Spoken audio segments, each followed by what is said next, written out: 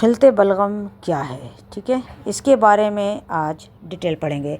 पूरा लेक्चर आज नहीं कवर हो पाएगा तो हम इसको कंटिन्यू करेंगे, क्योंकि हमारा हर खिलत अपने आप में इतना डीप है, इतना नॉलेजेबल है कि अगर हम उसको आज की टर्म्स में, आज की अपडेटेड नॉलेज के पर्सपेक्टिव में पढ़ने की कोशिश करेंगे तो हमें बहुत सारे लेक्चर्स इस पर करने पड़ेंगे। और मेरे ख़्याल में ये काम तिब्बे यूनानी में हो जाना चाहिए, ताकि हमारा ये कॉन्सेप्ट हमेशा के लिए क्लियर हो जाए कि हमारा खिलत क्या है, बलगम किसको कहते हैं, सफ़रा किसको कहते हैं, सौदा किसको कहते हैं, और इनका गलबा क्या कहलाता है, इनके गलबे का क्या मतलब है, और तिब में क्या सिर्फ गलबे की बात की गई है या कहीं कहीं इनकी कमी या नक़ास के बारे में भी बात की गई है। तो यकीनन कहीं कहीं नक्स के बारे में भी बात की गई है, यानी कभी कभी कहीं कहीं बलगम या कोई भी खिलत जैसे सफ़रा, सौदा, ये कम भी हो सकते हैं। तो यहाँ पे हमने जो प्रेजेंट करने की कोशिश की है, तो जो बलगम का सबसे पहला जो उसका इंट्रो हो सकता है, तारुफ हो सकता है, वो उस लिहाज से हमने ये फिगर बनाई है। हमारा जो पहला लेक्चर था, इससे पहले हमने जो तरतीब दिया था उसके सारे डॉक्यूमेंट्स मेरे बाय मिस्टेक डिलीट हो गए, उसको रिट्रीव नहीं हो पाए, तो हमने नए सिरे से बनाया है। और मुझे उम्मीद है कि मैं सारी बात कन्वे कर सकूँगी और आप लोग समझ सकेंगे। तो सबसे पहली बात ये देखते हैं कि बलगम क्या है। बलगम तिब्बी यूनानी के लिहाज से ये जो हमारा खिलत है, ये गैर मुनहज़िम ग़िज़ा है, यानी जो कुछ हम ग़िज़ा खाते हैं वो पूरी तरह डाइजेस्ट नहीं होती है, तो वो जो इनकम्प्लीट या पार्शियली डाइजेस्टेड फूड होता है वही हमारा बलगम कहलाता है।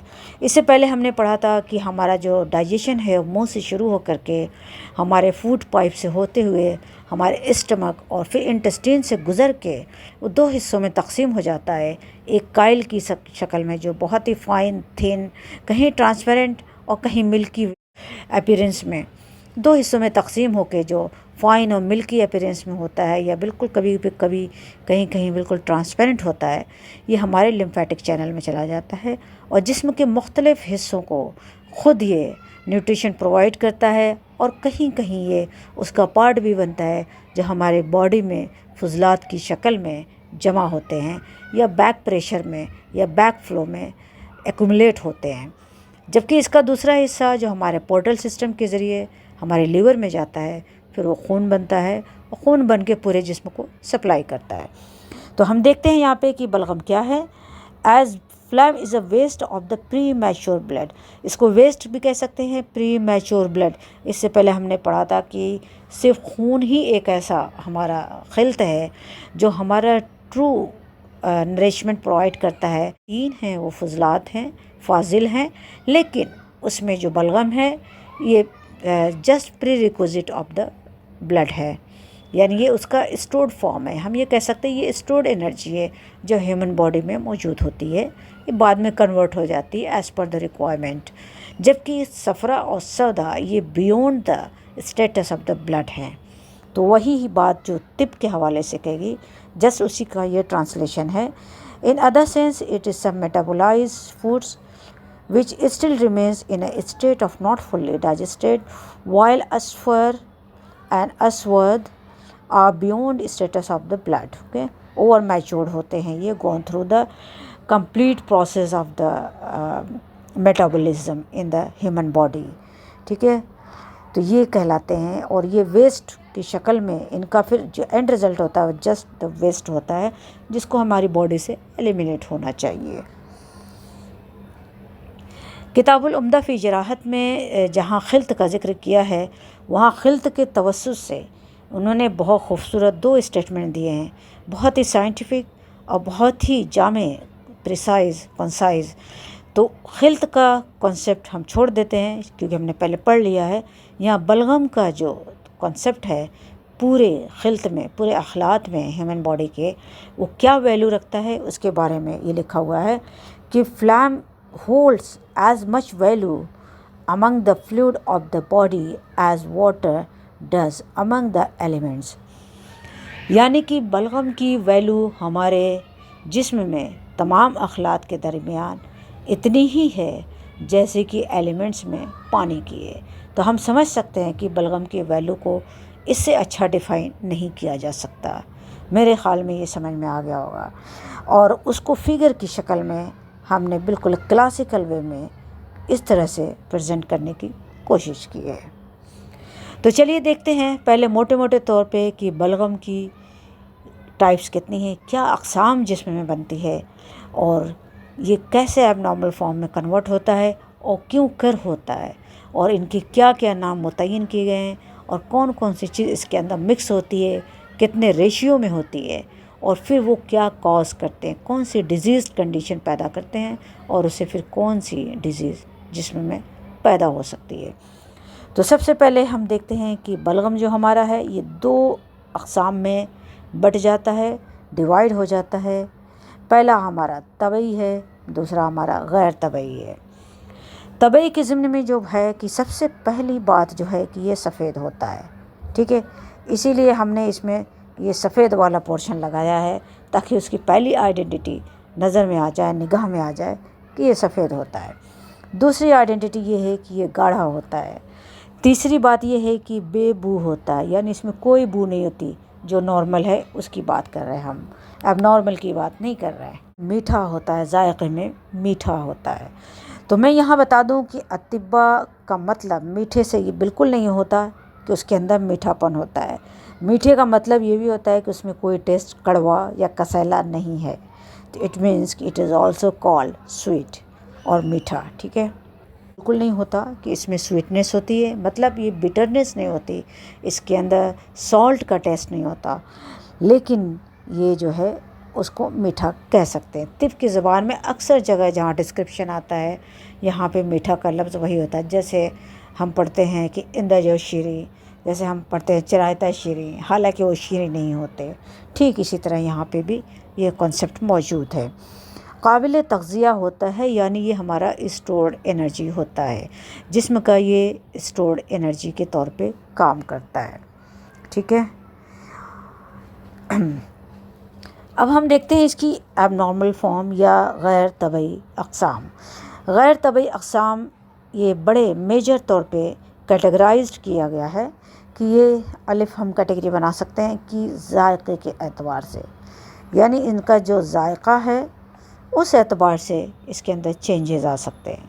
अब ये जायक़ा भी जो है बहुत तरीक़े से चेंज हो सकता है, not only in one thing, multiple categories में देख सकते हैं, उसके पर्सपेक्टिव में देख सकते हैं। इसी तरह जो है क़वाम के एतबार से होता है।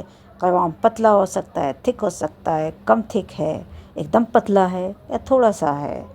तो इसमें भी डिफरेंट कैटेगरीज बन सकती है। एटलीस्ट हम 4 कैटेगरी या 5 कैटेगरीज तो बना ही सकते हैं इसमें। तो मेरे ख़्याल में ये कॉन्सेप्ट जो है इस पे डिटेल में पढ़ने की ज़रूरत है। और इसके अलावा है बू के एतबार से, बू के एतबार से भी इसकी कैटेगरीज बनती हैं, और रंग के एतबार से, और तग़ज़िया पहुँचाने के एतबार से, ठीक है। मैत मसीह ने इसकी 14 अक़साम करार दी है। हर खिल्त की 14 अक़साम बन सकती है इन चेंजेस के एतबार से। ये जो डिफरेंट चेंजेस हैं इसमें, इसका मतलब हर एक में 3-3, 4-4 कैटेगरीज बन सकती हैं और चेंजेस जो है इवेलुएट किए जा सकते हैं। तो इस तरह से हम इसको 14 किस्म में अगर पढ़ लें या क्लासीफाई कर लें और बिल्कुल इसको सर्टेन कर दें, तो मेरे ख़्याल में डिज़ीज़ का जब हम पैथोलॉजी बयान करते हैं तो फ्रेंड्स हम जानते हैं कि ह्यूमन बॉडी में जब तक सारे खिल्त तबई हैं वो कोई बीमारी पैदा नहीं करते जब तक कि वो एबनॉर्मल ना हो। ये हमें मालूम है कि अकेला कोई खिल्त कोई बीमारी नहीं करता। इट मीन्स ये तिब का कंसेप्ट है कि अकेला खिल्त अपने आप में नॉर्मल है, जब तक कि उसके साथ दूसरा मिले नहीं तब तक वो एबनॉर्मल नहीं बनता। और वो एबनॉर्मल फॉर्म तभी क्रिएट होती है जब 2 डिफरेंट रेशियो में मिलते हैं, ठीक है। यहाँ पे देखिए कि द फ्लैम क्या है, इज़ अ थिन स्टिकी, अभी जो हमने उर्दू में पढ़ा है thin sticky and mucilaginous substance, white in colour, cold and wet in temperament. It is produced in the stomach on that time when its digestion is not yet completed. In the same way, it is present in the intestine and liver under a condition of incomplete digestion. हमारा stomach और intestine का जो digestion है वो भी कभी complete होता है, कभी इनकम्प्लीट होता है। दो कंडीशन यहाँ पे भी पैदा होती हैं। तो जब नॉर्मल कंडीशन यानी डाइजेशन कंप्लीट है तो उसमें भी जो हमारे फूड का जो एक फाइन पार्ट बनता है वो डाइजेस्टेड होता है, और जो फाइन नहीं होता उसको फर्दर और डाइजेस्ट होना है। तो बलगम एक्चुअली यही है, और लेकिन उसके दो फर्दर डिवीज़न बनते हैं जो अभी मैंने बताया था, ठीक है। लेकिन बाय द प्रोसेसिंग इसमें एक एबनॉर्मल फॉर्म भी हो सकती है डाइजेशन की, मीन्स डाइजेशन प्रॉपर नहीं हुआ, टाइम पे नहीं हुआ, डिले हो गया, या कुछ और भी रीज़न था। बहुत सारे फैक्टर्स हो सकते हैं।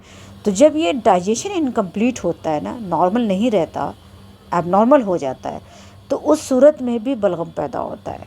तो उस सूरत में जब बलगम पैदा होता है तो उसकी शक्ल फिर दूसरी होती है, ठीक है। और कभी कभी ये होता है कि जैसे हमने ग़िज़ा ली, ज़रूरत से ज़्यादा ले ली, हमने फ़ैट ले लिया, शुगर ले लिया, ये सारी डाइट हमने ज़रूरत से ज़्यादा ली, तो हमारे स्टमक और इंटेस्टीन ने उसको पहले से महफूज कर लिया। इसलिए इंटेस्टीन की जो लेयरिंग होती है उसमें भी फ़ैट का डिपोजिशन होता है, और जो हमारे जो पेरिटोनियल कैविटी है या हमारे जो मेजेंट्री है उसके ऊपर भी हमारे फ़ैट की एक लेयर या चादर बन जाती है। वो भी एज ए डिपोजिशन या डिपॉजिट या स्टोर्ड एनर्जी के तौर पे काम करती है। तो ये तो है, लेकिन इसकी जो एबनॉर्मल फॉर्म है ना वो जाके बाद में डिजीज़ कॉज करती है। तो यहाँ पे अतिब्बा का यही मतलब है कि वो इंटेस्टीन में भी हो सकता है और लीवर में भी हो सकता है, और इन दोनों फॉर्म में हो सकता है, इन दो कंडीशन के नतीजे में, ठीक है। हम इसको बाद में पढ़ेंगे। इनकम्प्लीट डाइजेशन मीन्स मैक्रोमोलिक्यूल्स और कॉम्प्लेक्स स्ट्रक्चर्स भी हो सकता है, जैसा कि अभी हमने बताया। तो यहाँ ज़रूरी नहीं है कि हम ये कहें कि इनकम्प्लीट डाइजेशन है तो food particles obviously fully digested नहीं होंगे, पार्टिकल्स बड़े होंगे, उनके मॉलिक्यूल जो होंगे वो कॉम्प्लेक्स होंगे, मैक्रो होंगे, और उनके जो फाइन पार्टिकल या छोटे छोटे मॉलिक्यूल्स में जिसमें ब्रेक डाउन होना चाहिए वो नहीं हुए होंगे। तो ये कंडीशन भी हमारी इसमें आ जाएगी, ठीक है। अभी ये दो फिगर है। अब आप देखिए, जैसे अभी हमने बताया कि अगर ये जमा हो जाता है इंटेस्टिन में तो कुछ उस तरह से अपीयरेंस उसका होता है। हम फैटी लीवर जो बहुत ही प्रिवेलेंट और हाईली प्रिवेलेंट कहना चाहिए कंडीशन है इस सिनेरियो में, और बच्चों में भी, एडल्ट में भी, सब में है। तो उसमें भी यही है कि जो हमारे फूड्स हैं, जो फूड स्टफ्स हैं, वो हमारी ज़रूरत से ज़्यादा होते हैं तो वो हमारे लीवर में स्टोर हो जाते हैं। तो ये स्टोरेज के दो मेजर साइट्स हैं जहाँ पे हमारा फूड जो है इन फॉर्म में स्टोर होता है। तो हम ये कह सकते हैं कि ये फॉर्म भी बलगम कहलाती है, लेकिन इससे पहले जो हमारे मेजेंट्री में चली जाती है वो भी हमारी बलगम कहलाती है। बलगम की और भी अक़साम आएंगी जब हम आगे क्लासिफिकेशन पढ़ेंगे। अभी ये महत मसीह का ये इक़्तिबास देखते हैं कि इन्होंने कहा है कि खून जो है ग़िज़ाई परवरिश करने वाला मक़सूद हकीकी है। हमने शायद पहले भी पढ़ा है, और इसका जो सबसे मेन चीज़ है ना वो यही है कि इसके जो खून बनने का इम्कान इसमें मौजूद है, इसलिए इसकी वैल्यू सबसे ज़्यादा है। तो अगर हम दूसरे एस्पेक्ट से इसको देखें तो हम ये कह सकते हैं कि अतिब्बा ये जानते थे कि जो खून हमारे जिस्म में है ये हमें क्या देता है, एनर्जी देता है, एनर्जी या क़ुव्वत मुहैया करता है। यानी खून का जो मकसद है वो एनर्जी या क़ुव्वत देना है, ठीक है। और जब इसकी क़ुव्वत और एनर्जी का जो स्टोरेज कम पड़ जाता है, और बाय द वे इंसान फास्टिंग में होता है या खाना नहीं खाता है, तो जो हमारी स्टोर्ड एनर्जी होती है और रिलीज़ होकर हमारे सर्कुलेशन में पहुंचती है, और फिर जो ज़रूरत होती है वो पूरी हो जाती है। तो यही बात यहाँ पे है और बहुत क्लियर है।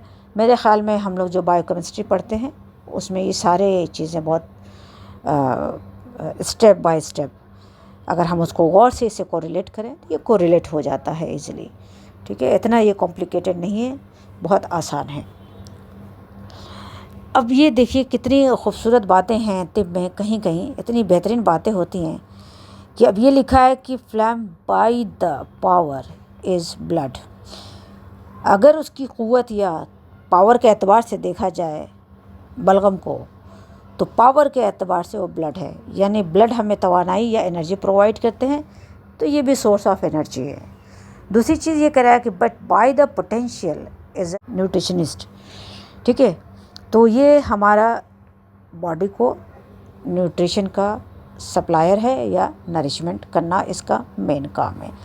तो ये दोनों एस्पेक्ट्स या दोनों पर्पस इससे बलगम से हल होते हैं ना। बोथ हमारा जो एस्पेक्ट्स है या पर्पस है बॉडी का, वो बलगम से पूरा होता है।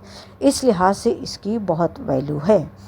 तो हम इसको जब हम as a tool, as a marker disease condition में इवेलुएट करते हैं, तो हमें ये एस्पेक्ट ज़रूर जहन में रखना चाहिए कि हमारा ये बलगम जो है इसने क्या कंट्रीब्यूट किया इस डिज़ीज़ में, और इसका मार्कर कहाँ से रिलीज़ हुआ, उस मार्कर को रिलीज़ करने में इसने क्या रोल प्ले किया। तो this is the point of good research. Okay, ये first point of the research का ये पहला पॉइंट है जो बहुत बढ़िया है, बहुत उम्दा हम कर सकते हैं कि phlegm is in the potential serve as the nourishment in its power its transform into the blood में ट्रांसफॉर्म हो जाता है। हम जानते हैं कि एनर्जी ट्रांसफॉर्म होती है, तो हम वही रूल यहाँ अप्लाई करेंगे कि एनर्जी जो है ऑलवेज ट्रांसफॉर्म होती है ना। नीदर जनरेटेड और not destroyed, so it can be transform only. Energy को न तो जनरेट किया जा सकता है न डिस्ट्रॉय किया जा सकता है, but it can be transformed. अब ये देखिए कि it is a nutritive in potential providing the raw material और other human when the property digested it converts into the blood fulfilling its power और एक्टिव फंक्शन। ठीक है, तो हम जानते हैं कि जब ब्लड मेटाबॉलिज्म के प्रोसेस से गुजर जाता है तो फिर उससे हमारा सौदा और सफ़रा जनरेट होता है। हालांकि तभी इसका सोर्स फूड्स भी हैं, फूड्स के ज़रिए से भी ये जो है हमें मिलता है, लेकिन वो आइडेंटिफिएबल क्वांटिटी में या एंटिटी में मौजूद नहीं रहता, वो मिक्स रहता है बलगम के साथ। जब ये ब्लड में जाता है तब ये डिफ्रेंशिएट होता है ना, उसके बाद ही फिर इसकी अलग अलग फॉर्म बनती है। इसीलिए बलगम सबका सोर्स है। ठीक है, ये बात मेरे ख्याल में समझ में आ गई होगी कि बलगम जो है तीनों मटेरियल का, चारों मटेरियल का सोर्स है। ठीक है, तीनों कहना चाहिए, बल्कि ब्लड का, सफ़रा का, सौदा का, तीनों इसमें शामिल हैं। और ये जब ब्लड बनता है तभी ये डिफ्रेंशिएट होकर के सर्कुलेशन में पहुंचता है। यहाँ पे वही सारी खुसूसियत बताई गई है कि लेज़दार होता है, सफ़ेद होता है, चिपचिपा होता है, सर्द मिजाज होता है, मैदे के अंदर ग़िज़ा से पैदा होता है। जब इसका हज़्म और नुज़्म मुकम्मल नहीं होता, नुज़्म का मतलब जो है हमेशा थोड़ा अलग अंदाज से लेना चाहिए। इस्तिहाला के अंदाज में एक और कैटेगरी आती है जो नुज़्म कहलाती है। नुज़्म में ये होता है कि जो एबनॉर्मल फॉर्म भी होती है उसको भी नॉर्मल कैटेगरी में, ये नॉर्मल न्यूट्रिशन में कन्वर्ट करने के लिए प्रोसेस वक़ू पज़ीर होते हैं, तो वो नुज़्म कहलाते हैं।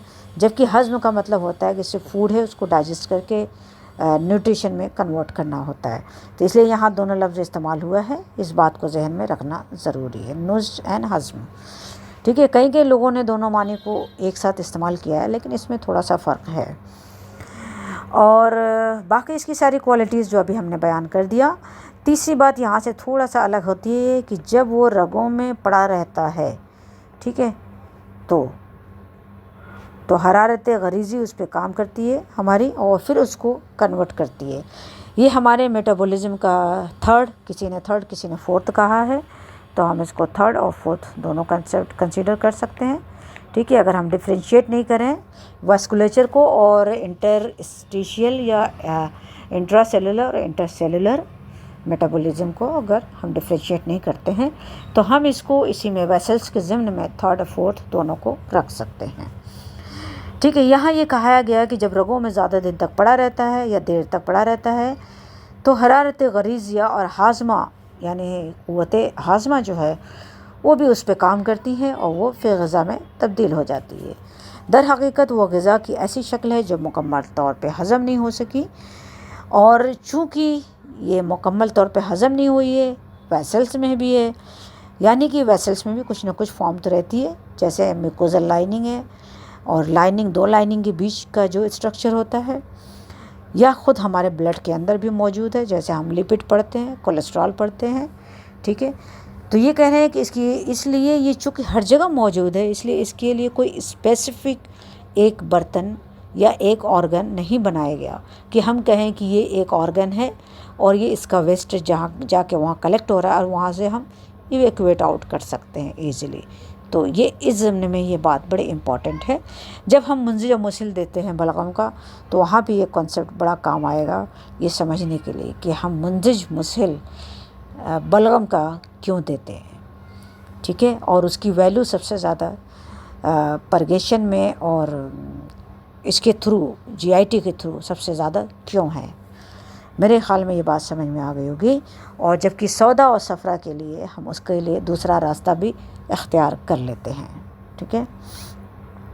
इन्होंने कहा है कि ऐसा फुजला नहीं है कि जिसको हम कारगर ना कर सकें, इसको हम कारगर बना सकते हैं, यानी हमारा बदन इसको कारगर बना लेता है as per the requirement, as per the needs, okay. ये हमने पहले भी जिक्र किया था कि किस तरह से जब हमारा फूड डाइजेस्ट होके हमारे इनकम्प्लीट हमारे जब इंटेस्टाइन में जाता है तो वहाँ किस तरह से ये दो फॉर्म में चेंज होता है। जस्ट लाइक द काइल, ये काइल हमारा समझ लीजिए, और ये इस तरह से इस फॉर्म में हमारे चला जाता है लिम्फेटिक चैनल में, ठीक है। हमारा लिम्फेटिक चैनल बड़ा इम्पोर्टेंट है हमारे बॉडी के तमाम इम्यूनिटी सिस्टम को इन्हांस करने में और सेल्स को जनरेट करने में, और हमारे बॉडी के हर पार्ट में जो हमारी क़ुव्वत मुदाफ़ियत होती है, डिफेंसिव पावर होती है, उसमें बड़ा इसका रोल है। इस पॉइंट ऑफ व्यू से भी हमें पढ़ना बहुत ज़रूरी है। तो यहाँ हमने रिसर्च का दूसरा पॉइंट निकाला कि हमें यहाँ पे इसको इवेलुएट करना है कि डिफेंसिव मैकेनिज़्म इसके ज़रिए किस तरह से तकमीलियत को पहुँचता है। इसका दूसरा पार्ट जो हमारा लीवर में पहुँचता है मेसेंटेरिक वेन के थ्रू, और फिर ये ब्लड की शक्ल में नमूदार होता है, ब्लड की शक्ल में नमूदार होकर फिर ये कैसे हमारे हार्ट का हिस्सा बनता है, ठीक है, ये हमने पढ़ा था। तो अब जो है आगे हम इसके बारे में देखते हैं। थोड़ा सा हम ये कॉन्सेप्ट क्लियर कर लेते हैं कि ये जब रगों में पड़ा रहता है तो वहाँ कैसे ये ब्रेक डाउन होता है, इसका मेटाबॉलिज्म क्या वाकई होता है, क्या ऐसा कॉन्सेप्ट मॉडर्न मेडिसिन में है कि रगों में भी मेटाबॉलिज्म होता है। तो हम ये कहना चाहेंगे कि ये कहा कि जब वो रगों में रहता है, पड़ा रहता है, ठीक है, तो हरारत ग़रीज़िया उस पर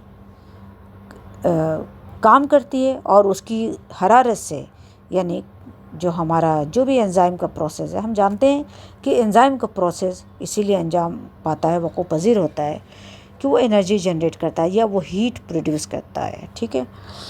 तो वो ग़िज़ा की ऐसी शक्ल है जो मुकम्मल तौर पर हज़म नहीं हो सकी, इसीलिए इसकी खातिर कोई बर्तन नहीं बनाया गया जहाँ वो इकट्ठा रहे, फिर वहीं से बाहर निकले, क्योंकि वो कोई फुजला नहीं है कि जिसकी इस्लाह की कोई सूरत ना हो।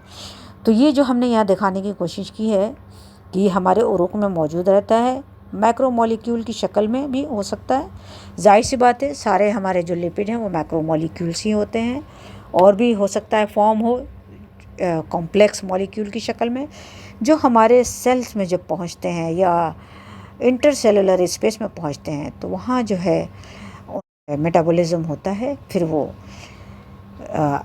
इंट्रासेलुलर उनके जो प्रोसेस होते हैं वो अंजाम पाते हैं, और फिर किस तरह से उनका एंड प्रोडक्ट रिलीज़ होता है। इसको आगे बढ़ाते हुए तिब में ये कहा गया है कि इस जा सकता है, और ये कहा गया है कि ये सब जगह मौजूद होता है, चुनांचे वो मैदा में, आंतों, रगों और दीगर तमाम बदनी तजावीब में मिली जुली शक्ल में मौजूद होता है। सिर्फ ये पॉइंट्स दिखाने के लिए मैंने ये यहाँ पे ये इक़्तिबास डाला है। ये हर जगह मौजूद होता है, जिस्म का कोई ऐसा जो है स्ट्रक्चर नहीं है, ये दो सेल के दरमियान में होता है, दो डिफरेंट टिश्यूज़ के दरमियान होता है, दो मेम्ब्रेन के दरमियान में होता है, दो बड़े स्ट्रक्चर के दरमियान में होता है, जैसे हार्ट की जो है पेरिकार्डियम और हार्ट के बीच में होता है, जो दो उसकी मेम्ब्रेन होती है उनके दरमियान में भी होता है। इसी तरह हमारे साइनोवियल फ्लूइड में होता है, हमारे लिगामेंट में होता है। मतलब जिस्म का कोई हिस्सा ऐसा नहीं है जहाँ पे बलगम की शमूलियत ना हो। लेकिन इसकी ये स्पेशलिटी है कि ये जिस स्ट्रक्चर के साथ होता है और जैसे उसकी रिक्वायरमेंट होती है ये उसी में कन्वर्ट हो जाता है। ये बलगम की खुसूसियत है। इसीलिए बलगम की ढेर सारी अक़साम बन सकती हैं। लेकिन हाँ, अगर हम सिर्फ 14 अक़साम में भी तकसीम कर लें by the consistency, colour, taste and by the being nourishment, okay, by the giving nourishment point of view, तो हम इसमें भी बहुत सारे बना सकते हैं। ठीक है, यहाँ पे अब दिखाया है कि जब इसकी एबनॉर्मल फॉर्म होती है तो उसके अंदर किस किस तरीके की तब्दीली लाहक हो सकती है। इसको अभी हम आगे पढ़ते हैं। ठीक है,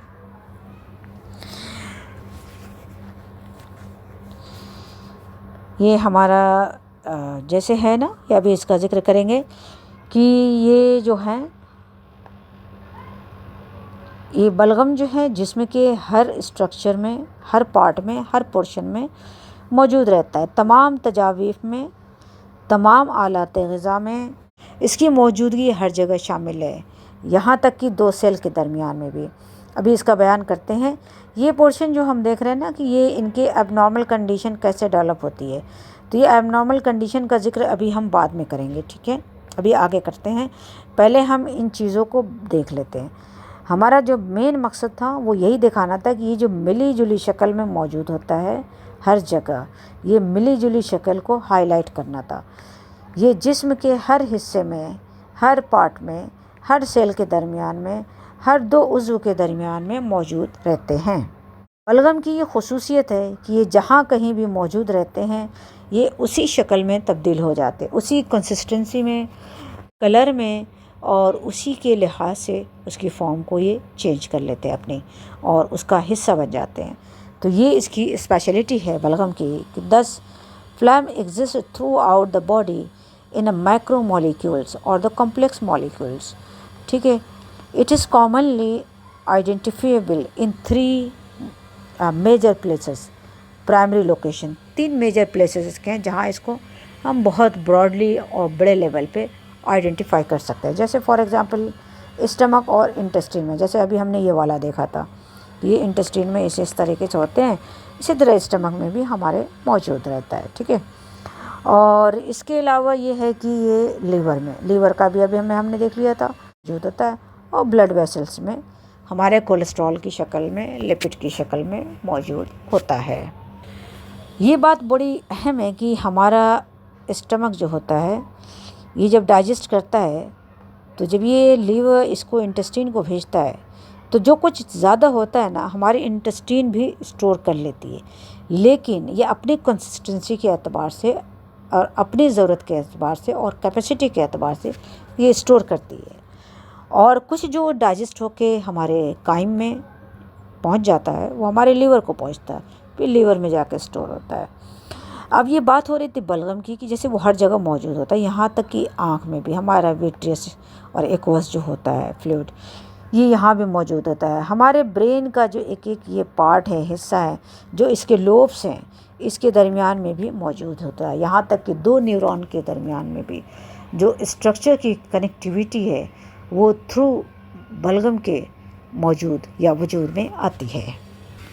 अब ये सवाल होता है कि आखिर ये हर जगह मौजूद क्यों है। हम ये कह सकते हैं कि हर जगह बलगम तो नहीं होता, ये तो प्रोटीन होता है, लेकिन तिब का जो कॉन्सेप्ट है वो बिल्कुल ऐसा है कि उसका इतलाक़ हर फॉर्म में हो सकता है। प्रोटीन में भी होता है, लिपिड में भी होता है, ग्लूकोज में भी होता है, क्योंकि ये जो ग्लूकोज, लिपिड और प्रोटीन है ये ख़ुद बहुत सारे बेसिक हमारे जो एलिमेंट्स हैं उनसे मिलके बनते हैं। बस इनके जो एलिमेंट्स के नंबर हैं और इनकी जो बॉन्डिंग है इसी के दरमियान वेरिएशन होता है, तश्कील देते हैं। तो हमारा जो बड़ा है कि आखिर इसको 2 सेल के दरमियान में, 2 टिश्यू के दरमियान में, 2 बड़े स्ट्रक्चर के दरमियान में, यहाँ तक कि 2 ऑर्गन के दरमियान में क्यों इसकी ज़रूरत है। तो सबसे बड़ी बात यह है कि ये आज़ा में रतूबत पैदा करता है। ठीक है, ये आज़ा में रतूबत पैदा करता है। रतूबत पैदा करने के लिए हम जानते हैं कि पानी ज़िंदगी है। जब तक रतूबत मौजूद है उसके अंदर सारी चीज़ों का नफूज़ कायम रहेगा। अगर रतूबत कम हो गई तो नफाज हर चीज़ का कम होने लगता है, हमारी ऑक्सीजन भी कम नफूज कर पाती है, तो से बहुत सारी कंडीशन पैदा होती है। हम इन तमाम कंडीशन का जिक्र उस वक्त करेंगे जब डिजीज़ की बात करेंगे। यहाँ सिर्फ चूँकि बेसिक कॉन्सेप्ट है इसलिए डिजीज़ का जिक्र ज़्यादा नहीं कर रहे हैं, ठीक है। तो ये है कि ये लुब्रिकेंट है to keep free movement in the organ easily in easy way quick and keep them safe from the friction। चूँकि मूवमेंट हर वक्त हरकत जारी और सारी है जिस्म में, तो फ्रिक्शन नहीं होना चाहिए। दो ऑब्जेक्ट के दरमियान में जब मूवमेंट होता है तो फ्रिक्शन से बचाने के लिए लुब्रिकेशन ज़रूरी होता है, तो दैट इज़ द लुब्रिकेशन। तो बलगम जो है always provide the lubrication in between two object और टू बॉडीज़, ठीक है। एंड इससे क्या होता है कि डैमेजेस से महफूज रहता है। एंड डैमेजेस वाइल मूविंग और स्लाइडिंग ऑन ओवर, जब दो ऑब्जेक्ट एक दूसरे पे मूव करते हैं, स्लाइड ओवर करते हैं, तो उनके अंदर फ्रिक्शन ना हो, उसकी वजह से इनको लुब्रिकेशन के तौर पे ये मौजूद रहते हैं, लुब्रिकेट के तौर पे, और उनको प्रोटेक्ट करते हैं फ्रिक्शन से। और हम जानते हैं कि फ्रिक्शन जितना ज़्यादा होगा उतने ज़्यादा डैमेजेस होंगे। तो लुब्रिकेशन का काम क्यों करता है, और इस तरह से उसका रोल भी क्लियरली यहाँ पे इवेलुएट होके आ रहा है कि इनकी ये वैल्यू है। तो हमारा तीसरा पॉइंट हम यहाँ पे रिसर्च का ये निकाल के लाते हैं कि जब हमारे बदन में डैमेजेस होते हैं तो हमारे बलगम की कौन सी टाइप रिलीज़ होती है हमारे ब्लड में, और तिब्बे जदीद ने इसको कौन से मार्कर का नाम दिया है, हम इसको यहाँ पे निकाल सकते हैं। ये कौन से मार्कर्स हैं, कौन से इंटरल्यूकिन हैं, और कौन से फैक्टर हैं, ट्यूमर नेक्रोसिस फैक्टर हैं या क्या हैं। तो मेरे ख़्याल में अगर हम इस पॉइंट ऑफ व्यू से काम करें कि हमारी डिज़ीज़ का कौन सा पार्ट, जिस्म का कौन सा पार्ट डिजीज़ हुआ, कौन सा पार्ट इन्वॉल्व हुआ, कितने डैमेजेस के चांसेस हैं, और कौन सा जो है वहाँ मार्कर रिलीज़ हुआ जिसको हमने डिटेक्ट किया हमारे सीरम में या ब्लड में, और हम इसको कैसे कोरिलेट कर सकते हैं। ऑब्वियसली कर सकते हैं, और ये मार्कर्स अगर ये बता चल जाता है कि कौन सी बॉडी से रिलीज़ हो रहा है, तो हम ये बता सकते हैं कि ये बलगम है और बलगम की कौन सी फॉर्म है। And every part of the body, cell, organ between, अभी ये बात हमने डिटेल में कह दी इसलिए फर्दर इसको बयान करने की ज़रूरत नहीं है। It nourishes the brain and tissues, ये इंपॉर्टेंट पार्ट, ऐसा पार्ट देखने के लायक है खाली कि ये बॉडी में तो करता ही करता है, लेकिन तिब के लिहाज से ब्रेन का जो ख़ास स्पेशल नरिशमेंट है वो खिलते बलगम अदा करता है। खिलते बलगम जो है प्रोवाइड करता है, ये करता है, मुहैया करता है। खिलते बलगम मुहैया करता है हमारे ब्रेन को, ब्रेन का जो मेन न्यूट्रिशन है वो बलगम है, क्योंकि इसका जो स्ट्रक्चर है ब्रेन का वो बलगमी कहा गया है, वेट कहा गया है और कोल्ड कहा गया है। जो नेचुरल इसका टेम्परामेंट है वो कोल्ड है, वेट है और बलगमी है, इसीलिए इसका न्यूट्रिशन भी बलगमी मादे से मुकम्मल होता है, और इसीलिए इसकी भी वजूहात बयान की गई। जब हम नर्वस सिस्टम स्टार्ट करेंगे तो इंशाल्लाह उस वक्त इस बात का जिक्र करेंगे कि अतिबा ने इसका क्यों बयान किया है इस तरह से। लेक्चर यहीं से स्टार्ट करेंगे। Okay, bye.